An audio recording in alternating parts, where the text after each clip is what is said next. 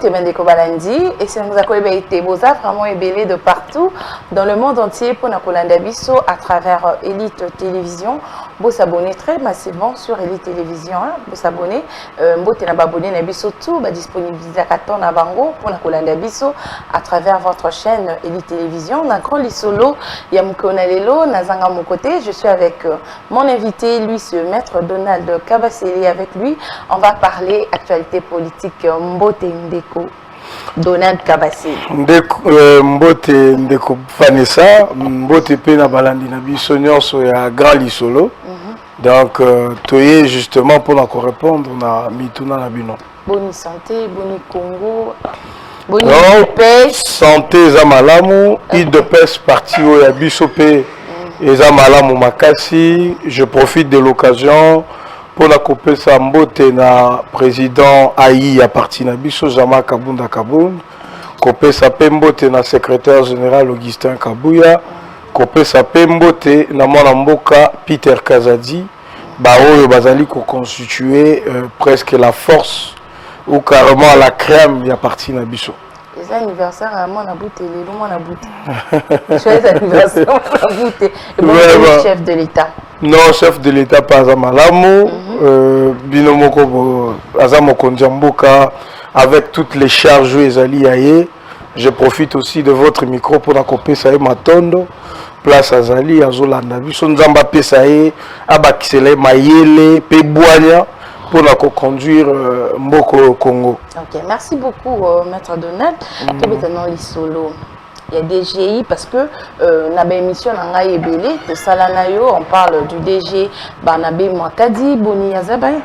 Ouais, le DG Barnabé Mwakadi Mwamba Azabia. Vraiment Biomoko Ebi dans quel état Koutaki DGI na état ni na bemi DGI ba recette ezokota je crois que uchoyoka que ba réserve de change et connaître encore une augmentation de plus de 16%. Voilà, qui à l'issue de la réunion de la conjoncture économique, qui tenu de main de maître par le Premier ministre lui-même. Donc, en grande partie, les recettes mobilisées par la régie financière, avec à la tête le DG Barnabé Mwakadi. Donc, nous l'encourageons de toujours exceller dans cette mobilisation accrue de recettes.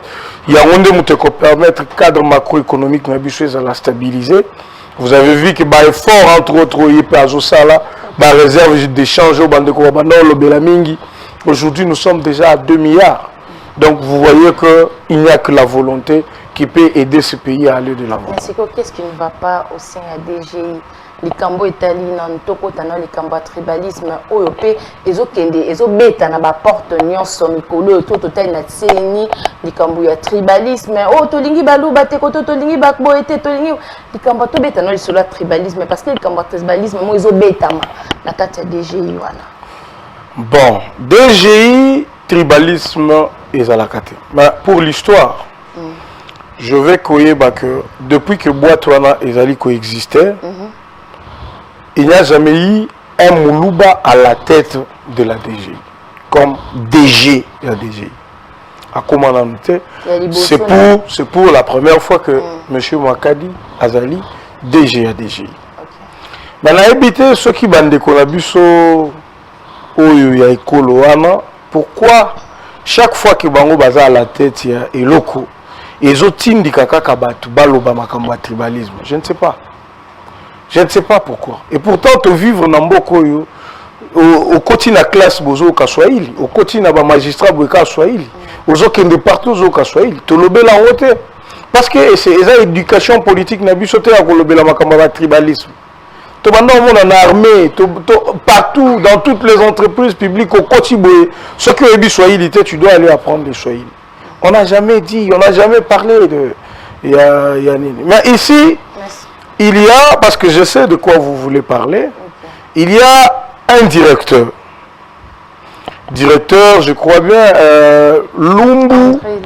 Ouais, Lumbu, je ne sais pas, Barwani, quelque chose comme ça. Mise en place, parce que je veux que les Congolais balanda biso. Il faut expliquer pour toi. Bazo bimisango et comme un tribalisme, pourtant, et koki cause la tribalisme. DGI, depuis déjà à Kota, pour votre information, à sa mise en place. Depuis qu'il a été nommé DG Tilelo, plus d'une année, Kaka Bato Kuta, Kaka Nenge Babanda au travailler, Kaka Nenge Babanda au salement, il n'a que observé. À mobiliser Batouana que je vais seulement que Bozalana travaille, retroussons le manche, travaillons. Okay. Il est venu, il a trouvé un cabinet. Comment dit cabinet na Moko? Il a droit à des conseillers qui sont constitués généralement à inspecteurs. Il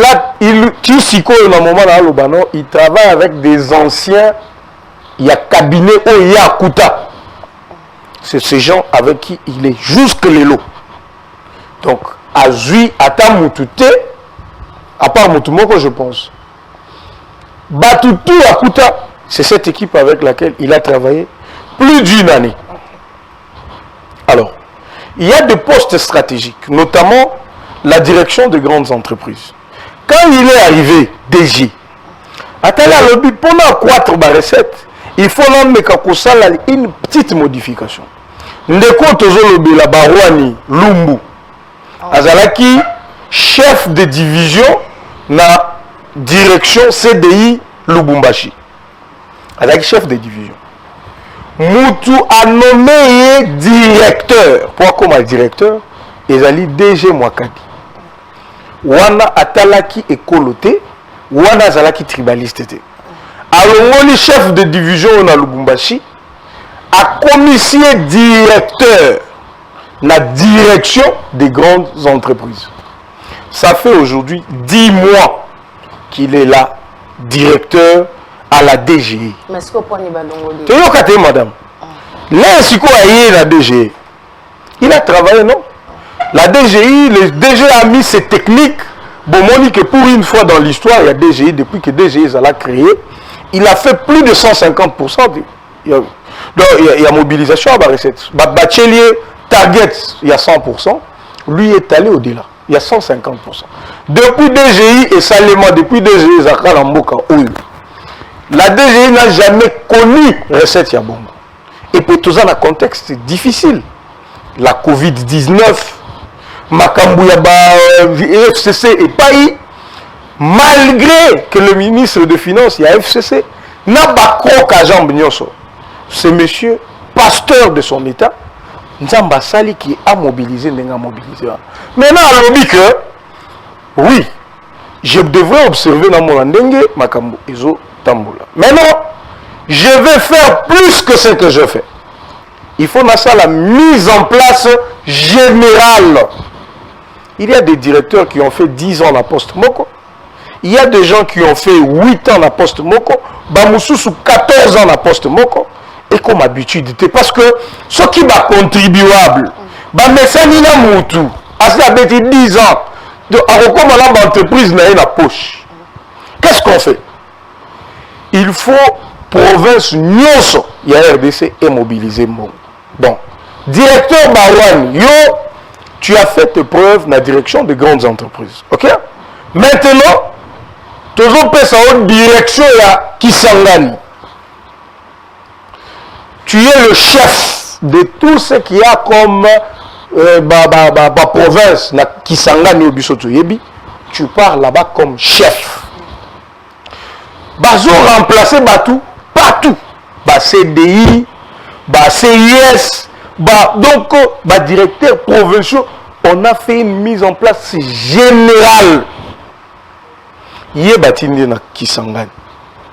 Batou nyonso ya DGI. Oyo ba bénéficier bao bazaki ba agent ba komi ba chef de bureau, ba mususu ba komi ba chef de division, ainsi de suite. Batouana nyonso ba lobité. Kaka mutu moko. Mais Kastazo a raison, maître, toi qui est normal. Oui. Aza ancien, tu rappelles qu'il y a ça 10 ans. Oui. Aza ancien, kuna mais c'est quoi pour ni balongoli musala. C'est que yem tozaki peut aider DG à doubler ma recette, a songe déjà doubler ma recette mais le loba bengana e a ko sepela nango ne loko wanata. Na repele loko. En plus, il peut pas remplacer ekolo mususu ba remplacer sous kakande kona e kamuluba. Écoute, madame, je ne sais pas information à la chose que William Wapi, mais je dois d'abord préciser des choses. Écoute,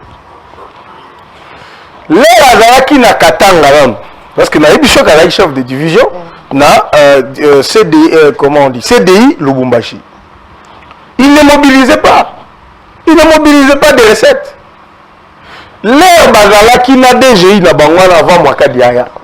Aussi au cas DGI c'est 100% d'assignation. Pas du tout.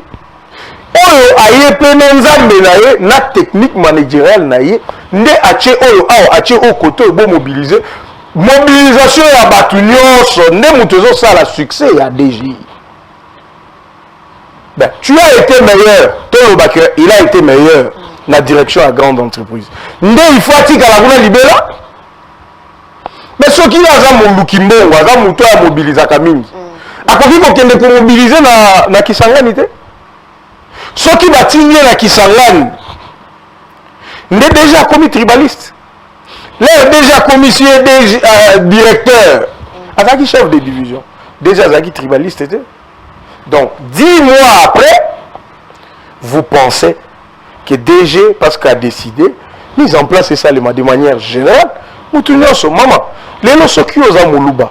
Toi qui es dans le débat, parce que un moment, ça me fait mal. Et puis moi-même, je ne peux pas me cacher. Moi, je suis Moulouba. Si je suis compétent, même je suis dans une entreprise ou dans un service, donc, pour président de la République, Assam Moulouba, Ngana Koki Kokotate. Et ça, c'est comme un bénéfice. S'il te plaît, s'il te plaît, maman, au moins, débat on peut la CENI. L'air Natangi, CV Yandeko, Kadima, Oyo, Bazoloba, Moulouba. C'est vrai, Moulouba. Maman, il a contrôlé les élections partout en Afrique, même en Europe. Mais, toujours tenir compte, il y a ma compétence, il y a tout. Toujours tenir compte, il y a on dit que ce débat-là a fait surface dans Mbokoyo, au point que les gens pouvaient dire Moulouba Koki Kozo pouvoir te. Tolongola, Idewana, Ezamabi. Mboka, Ezana Posa, il y a Moulouba, Mungala, Mouswahili, Moutou Ekolo Nyoso. Na pêche exemple, il y a déjà à Joakaye, na Katanga, il y a Katangé. A commissaire directeur, la Kinshasa, la direction des grandes entreprises. Si vous avez Moulouba, pourquoi Tchakin de connaît Moulouba la grande entreprise? Parce qu'il en avait les compétences. Donc ce qui a mobilisé la recette. Ndenga Zali komi kumisa. Azo teleme la mokonzi na ye, autorité hiérarchique na ye. Binende ba journaliste beaucoup ebisa biso makasi yana zo zongo epi. Yoza directeur, oza chef de division, chef na yo DG. A sa mise en place à Tindio Zolo Bala Okendete. Ozu Kadelo Kangi. Mais si vous appelez le Premier ministre, par exemple, Katanga, vous soutenir. Ozu idée en Andé. Comment on a que le Premier ministre a soutenir?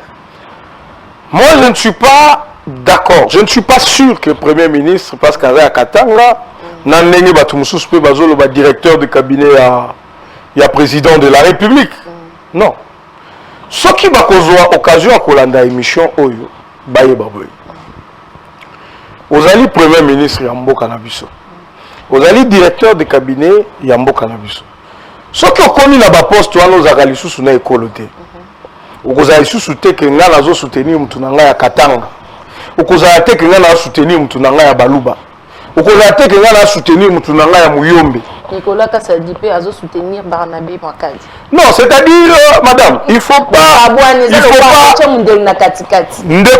Ce qu'il est en train de créer, c'est très dangereux d'abord pour lui-même et pour son travail. Oui, point.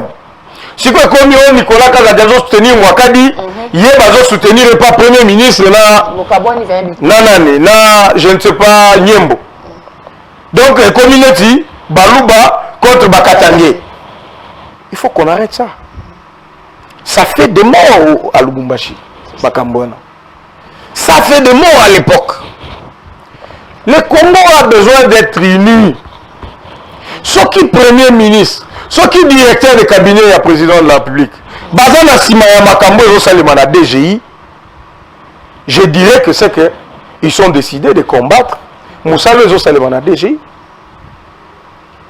Je comprends, parce que Bilo Bapanzi Sangou, Yonde Moutou, Bozo peut s'habiller sur l'information. Imaginons que ça soit vrai. que le Premier ministre Azali ko soutenir le directeur du cabinet. Donc, nous aurons un directeur, la DGI, où il y a sa DGT, mais où il y a sa directeur du cabinet, chef de l'État. Non, je ne pense pas. Et puis, il y a école Wanate. Je ne pense pas, M. Niembo, je ne vois pas le Premier ministre Samalou Konde s'est rabaissé à ce point. Mise en place, mon côté, la DGI, surtout dans le poste à directeur, sans que le ministre de la Finance a approuvé en haut. Mais c'est quoi ça reproché ni en fait? Non! Parce que tout le monde a des réseaux sociaux, mais quand on va publier, a reproché ni. Madame, écoute. Balongone musalate. Intérêt car. De là tout na yo. Pour la nini ya lingika katika la direction des grandes entreprises. Mutuna mususu ya wana.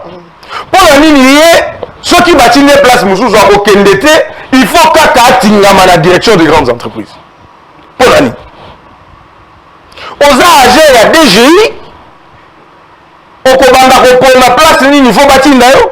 Mboko yo koki ko évoluer bongo. État de droit eza bongo. Mokonzi apesi yo mitindo bayebi so que bon oza directeur a tuna kende na DGI otuna bato na ba mise en place ezo salim soki basepeli to basepeli te ezana bato depuis à côté DGI 20 ans azaka attaché de bureau mais Mwakadi c'est à l'époque bato wana nyonso batikali na souvenir wana époque à Mwakadi bato bamati ba grade sans que appelle ça un likuta, sans que azala ndekoya, sans que azala na parapluie. Azukaka sur base ya ba dossier à battre. Les gens sont promus. C'est la joie. Ndekoya na DGE. Pourquoi est-ce qu'il y a abandonné la direction des grandes entreprises? Non. Il était au Katanga.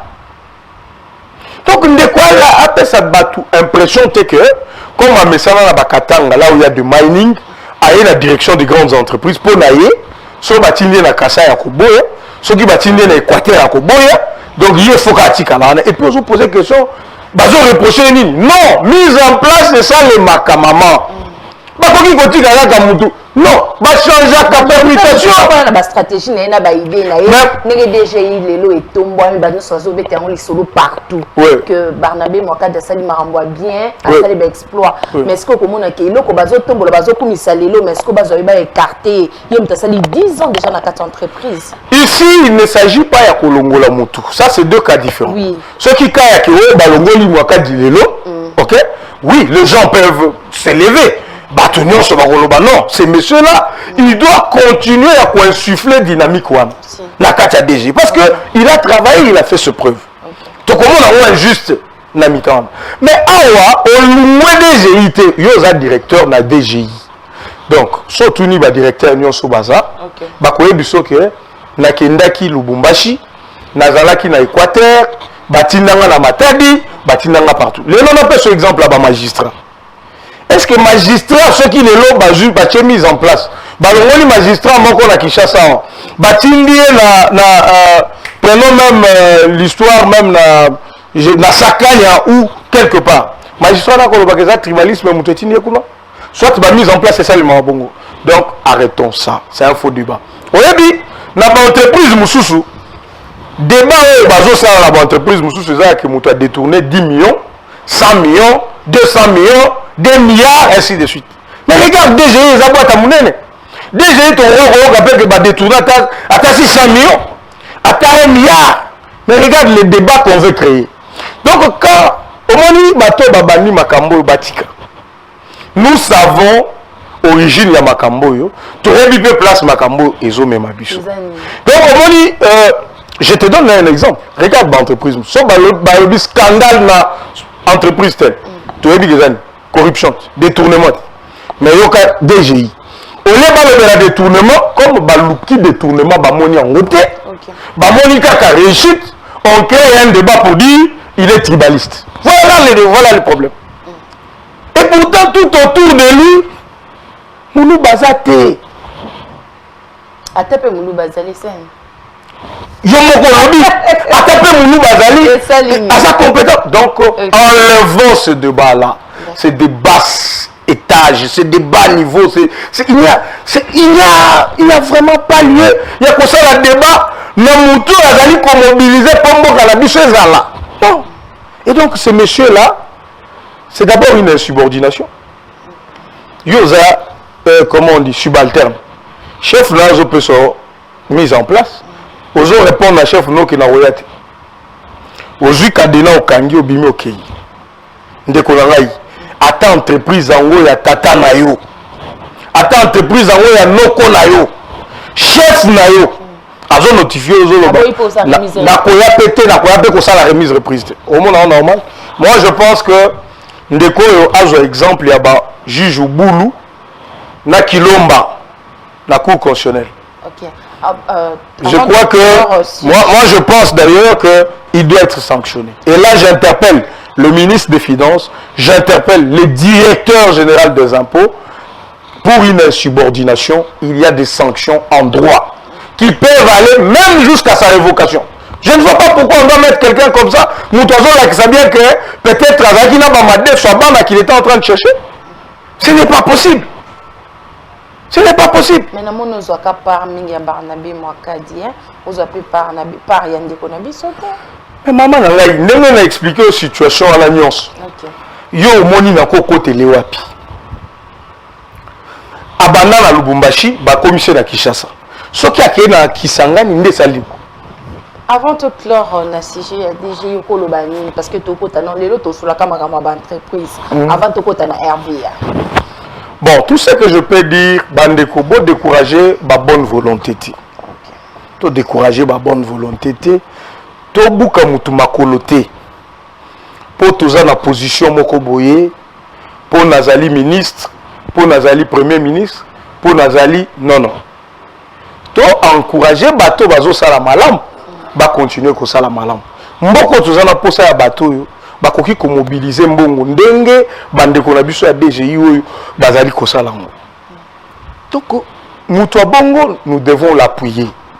Ce qui réforme wana ya sali ngo monyango malam. Botika parce que c'est lui même tozo gérer au quotidien entreprise. Ba doléance oyo azala ngo. Nga nazana ngo te yende mokonzi.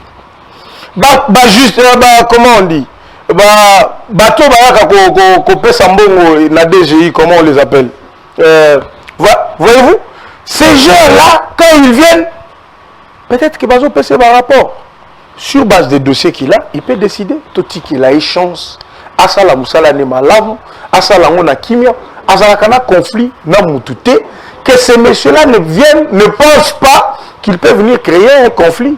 Na kati ya fonctionnement ya DGI. La DGI va continuer, toko accompagner yango et couper sa biso pe barricade. C'est quoi maître Donald? Stratégie nini ya kosala to do batana mokonzi mboka atali kambo yezota la tribalisme bezo bama chaque jour mikolo na mboka na biso. Qu'est-ce qui peut arrêter tout ça? Et l'on est quoi arrêter na mito abato que muluba pas kosala quelque chose. C'est ça ka muluba. Ce qui est kolo mususu ezali moyen teza kubanga tout qu'est-ce qu'il y a au fait comme etali balubate et ça fait moment makele makasi. Je crois que non, je crois que je vais faire une association. Je crois que nous allons faire comme les Banyamulenge. Non, moi je pense que on va faire comme des Banyamulenge parce que nous devenons maintenant une communauté visée. Soki Moulouba Abini, Boye, Moulouba Wana. Moi je pense et j'annonce que tous mes frères Balouba, partout où ils vont suivre cette vidéo, nous devons constituer une mutuelle. Tala makambo yo bazo kanga batu, même ceux qui batu basalimbe bana na mboka. Au comment la communauté na bango nous ressortissants de tel. Balouba bakanga kabango chaque jour sur mon déclaration. Biso balouba boye to salibwe. Pas du tout. Donc moi je pense que tu comme une communauté visée et nous devons mener ma démarche dans les Nations Unies, dans l'Union africaine, partout pour que la discrimination ou négative sur nous, que cette discrimination là cesse. Et moi j'en ai marre. Donc si je suis compétent, madame, je ne peux pas compétir, va présenter poste il y a moi son hasard compétent on a Moulouba. Pour président de la République Azali, Moulouba, donc moi je ne peux plus rien faire. c'est quelle manière de penser tout ça? Donc les gens sont battus concours. Par exemple, il y a chef d'état-major général.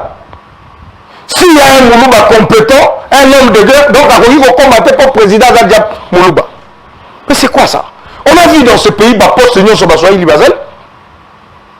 Nous ne voulons pas nous plonger dedans, mais bande de combat pousser du sauter.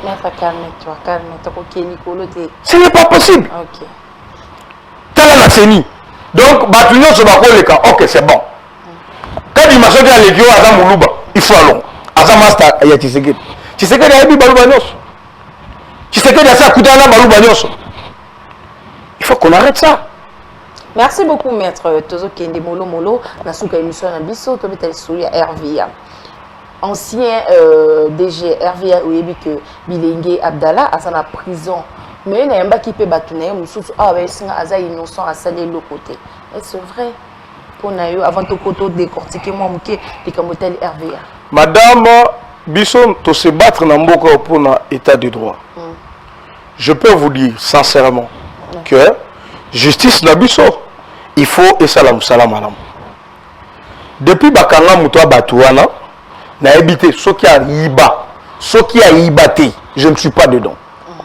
Bazo dossier en délibéré, natanga dossier wana depuis avril. La cour de cassation. Balobi, to silisi débat. To joue en délibéré pour tout le bassor na yo. Depuis bazo en délibéré.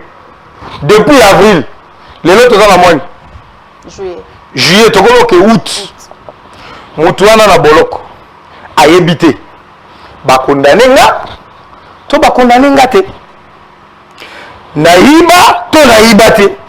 Ba ko tika nga, to ba ko tika nga te.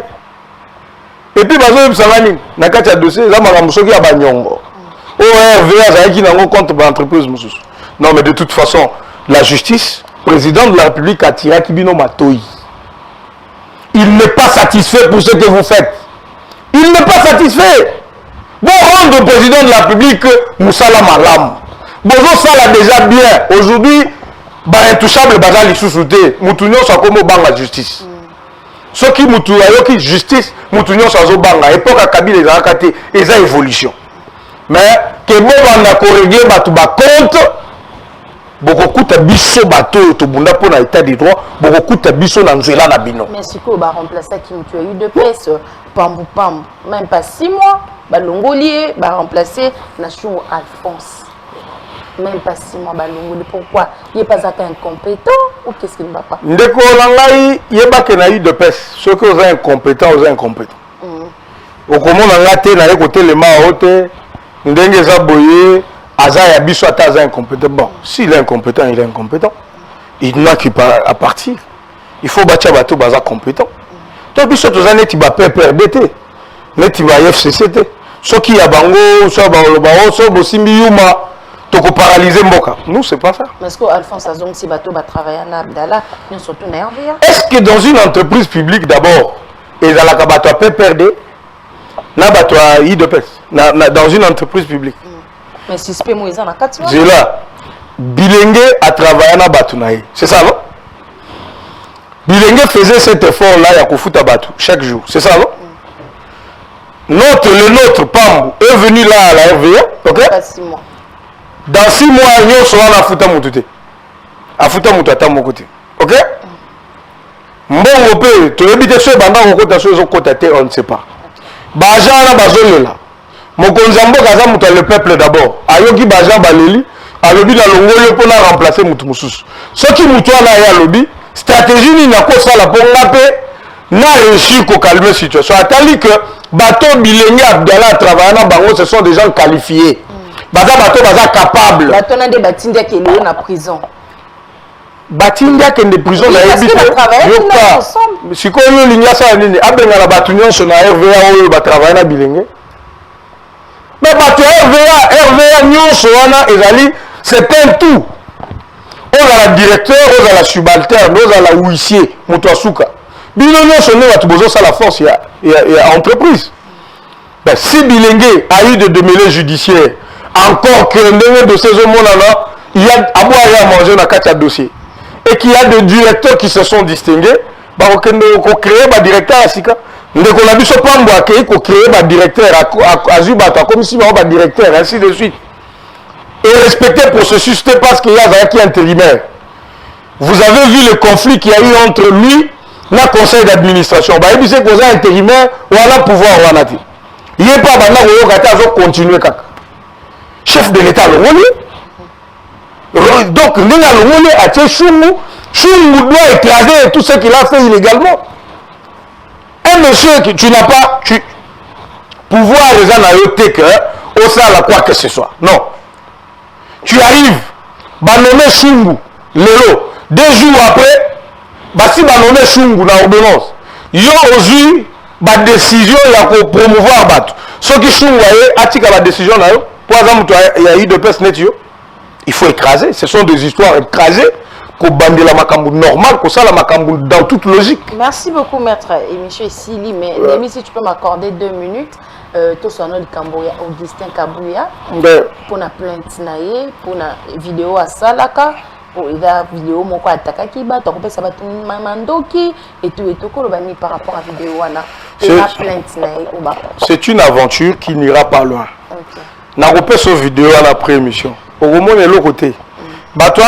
C'est ainsi, il l'a dit lui-même, le CG. Là, si on te recommande à la justice a tout mis, on veut qu'on fonde les vidéos. Bon, là, qui sa vidéo, batangi vidéo, moni makambo coupé, ça va tout mindu quitter. Balobi non Augustin Kabouya zonganda ko recommande. Pour avoir Augustin Kabouya bakangete. Au moins la baisse bat bazou. Vidéo à la sur la niango du début jusqu'à la fin, comment la place mon côté Augustin Kabouya lobi na bat bozo manduki. Manduki nini biso to se battre pendant 38 ans. Sans Mandouki. Les revenus de la pouvoir, tu vois aussi ma Mandouki.